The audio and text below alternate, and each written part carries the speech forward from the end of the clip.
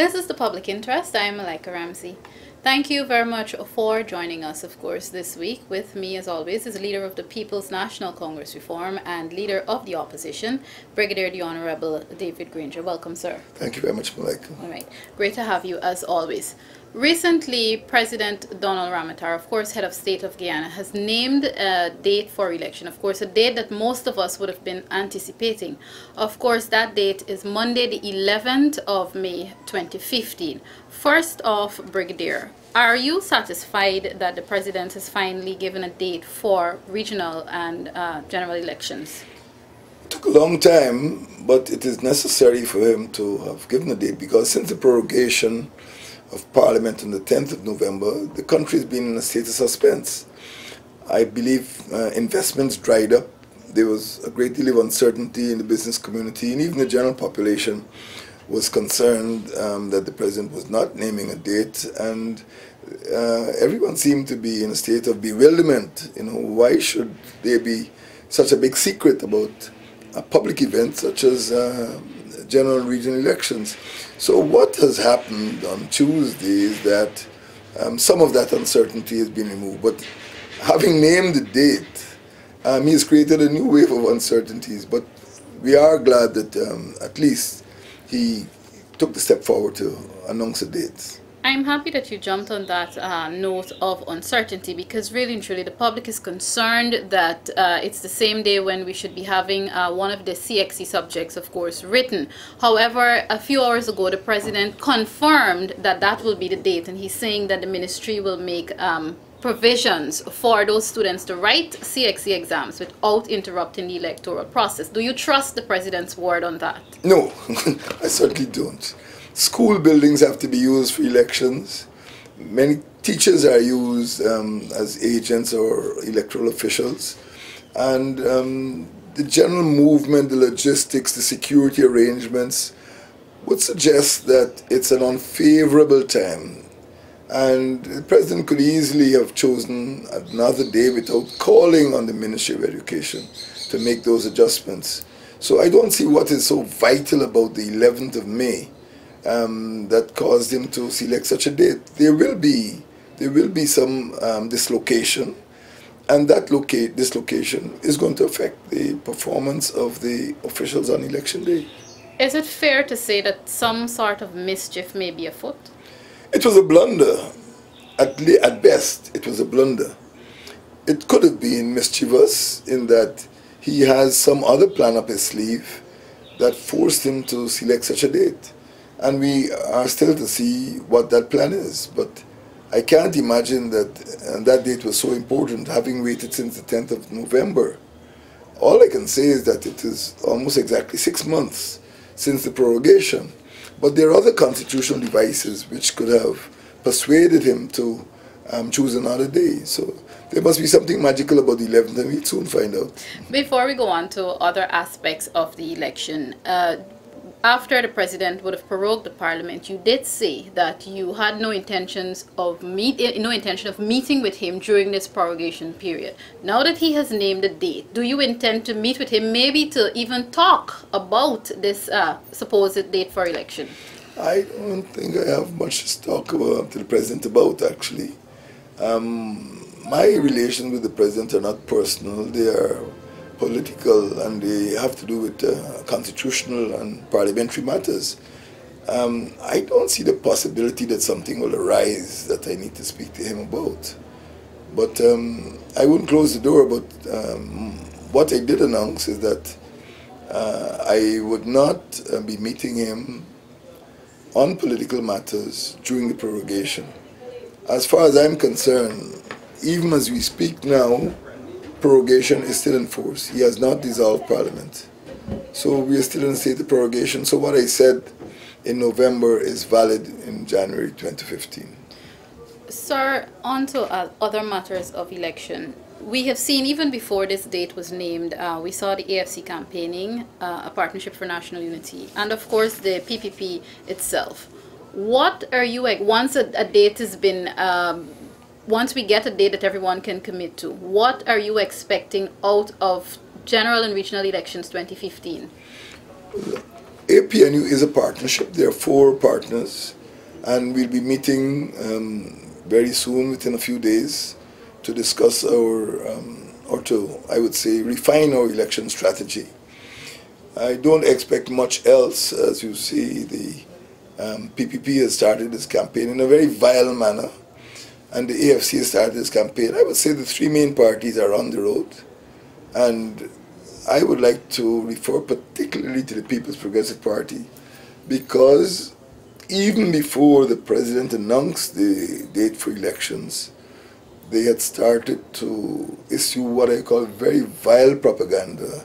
I think the worst that I've ever seen, reminds me of President Barrett Jagdeo's statement that Granger has hands on his blood, which Jagdeo uttered a few weeks before the 2011 election. This time, Rohi is trying to outdo Jagdeo. Rohi has actually issued a press statement stating that if Granger is elected president, the Demerara River will run red with blood.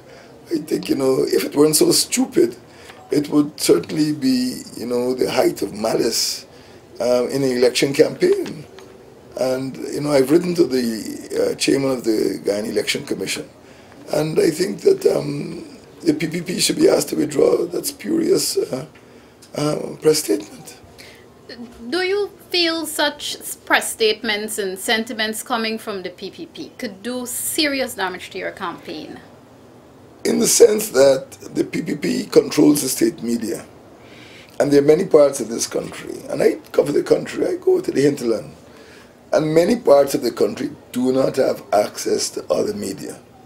So if people in remote areas are told that this man, this former military officer, is dangerous, and they do not have any information to contradict it, they might very well believe what they've been hearing, because they've been getting a sort of continuous flow of negative propaganda from the PPP. In our favor, or in favor of fairness, more and more areas are being penetrated by mobile telephones and by computers.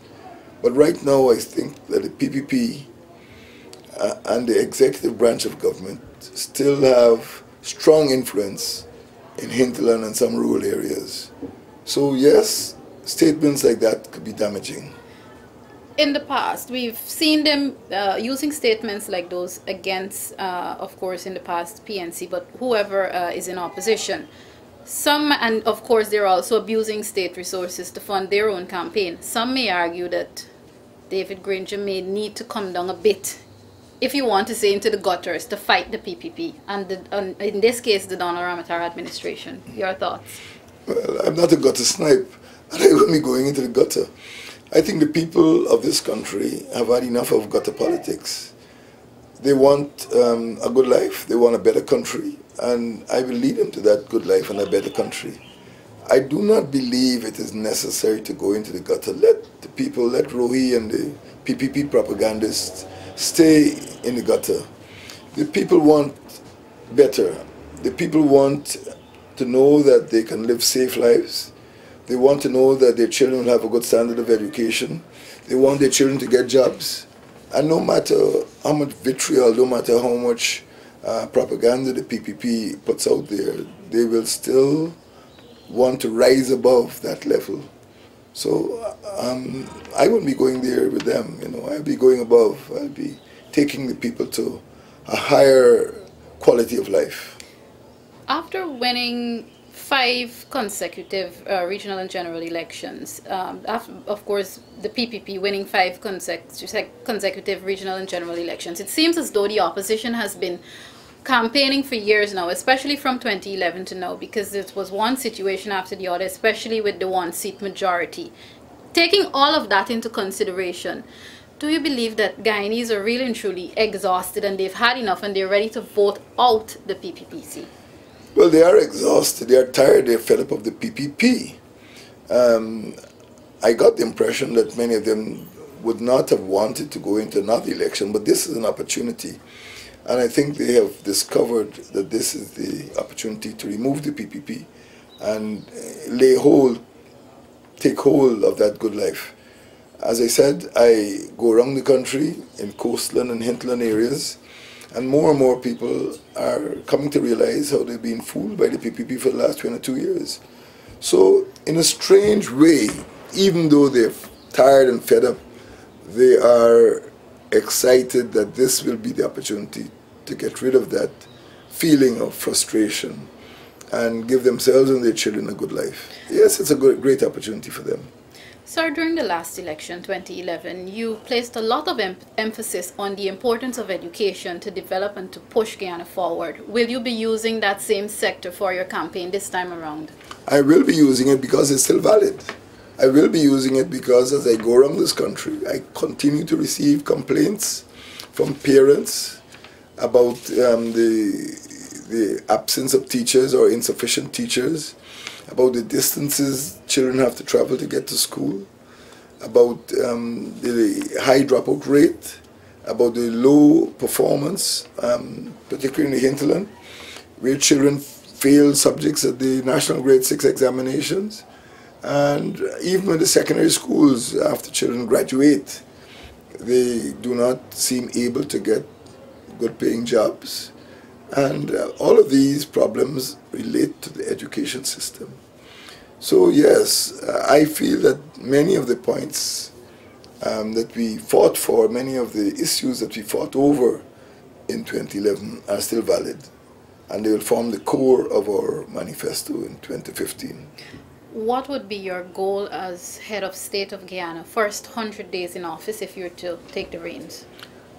My goal, first of all, is to make this country safe. I think that is a big problem. I think we can deal with that in the short term. There has to be a drastic reduction in murders, in road fatalities, in piracy. People must feel safe to come home. People in the diaspora must feel safe to come home. That would be my first priority. But in the long term, it is back to education. We have to fix the education system. And that has to be done at the level of the University of Guyana, at the level of Cyril Potter College of Education, and the level of all of the secondary and primary schools throughout this country. So in the middle term, we feel that the education system is going to be the game changer. It's going to turn this country around, turn the economy around. But in the short term, people need to feel safe to go out there, to send their children to school or to send their children to the supermarket. And that's what we'll have to do. But in the first 100 days, people will see change in safety and in the school system. In December of 2014, yourself and a team, of course, from your partnership, met with members of the Guyana Elections Commission. And back then, you seemed satisfied with what came out of that meeting. As we're preparing now to go to the polls, any plans on meeting with them again? And from what you're seeing, are you satisfied with their operations? We will be meeting with them. A request has been made. And this means representatives of the 4 partners will be going in to meet them. There are some questions that we asked. For example, whether we could avoid the use of private residences. We don't have a firm answer. There were suggestions that maybe tents could be used. There are other questions because persons who were on the polling day staff need to have certificates of employment so that they can cast their votes. Several issues that we raised require a follow-up. So we will be going back into GCOM. We will be concerned also with finding out whether they have enough money to run the elections and whether the date that President Ramotar did announce is in fact practical in terms of their own preparedness. They needed to recruit several thousand officers to man their polling stations and to conduct electoral work, and we don't know if this has been achieved. So we need to meet them again. I know you can't reveal too much about your campaign strategy, but it always comes back to getting the message out to the people on the ground. How are efforts looking in terms of an APNU campaign, and how do you plan to deal with the competition that the state media will bring in terms of trying to spin things in a negative way for you? Those are 2 questions, Malika. First, we are on the ground and we are getting our message out. The best way, believe me, the best way to get your message out is face-to-face. Whether people can read or not, these are important factors, but we've been in the Rupununi, and you can tell the difference when a native language speaker speaks to the people there, and when somebody who doesn't speak to the language speaks. So we have been campaigning in a direct manner in the dialect of the people there. And this is more important than any newspaper, any flyer, any poster. That's the most important thing. The second thing is that the state media have been beating an old drum, and the credibility, I think, is more or less lost. People have learned to distrust NCN, distrust GINA, and that's one of the reasons why we have not even been funding them in the budgets that have been coming out during the 10th Parliament. But we are confident that our message is getting there, and as I said, the most efficient way of delivering a message is face-to-face. All right. In the final minute or so of this program, I must come back to a point we talked about earlier. You talked about GCOM and the fact that you're going to meet with GCOM again. One of the main concerns the public may have, if they can recall in 2011, we had problems in terms of vote counting. Would that be one of your concerns this time around? Well, Mr. Gokul Buddha is gone. And I believe that the next man, will get his arithmetic right. So it's not a question of hope. I think Mr. Budu has been associated with 3 flawed elections, and we're glad to see him go. So I'm looking forward to free and fair elections under the present administration. And finally, sir, what would you want to say to the Guyanese people as we prepare to go deeper into this season? Make sure you're registered. Make sure that your name is on the voters list. Make sure you turn out to vote and cast and support the party of your choice. And make sure you change the government and put in a partnership for national unity. Thank you very much, sir. Leader of the People's National Congress Reform and Leader of the Opposition, Brigadier the Honorable David Granger. This has been another edition of The Public Interest. I am Malika Ramsey. Thanks for watching, and join us again next time.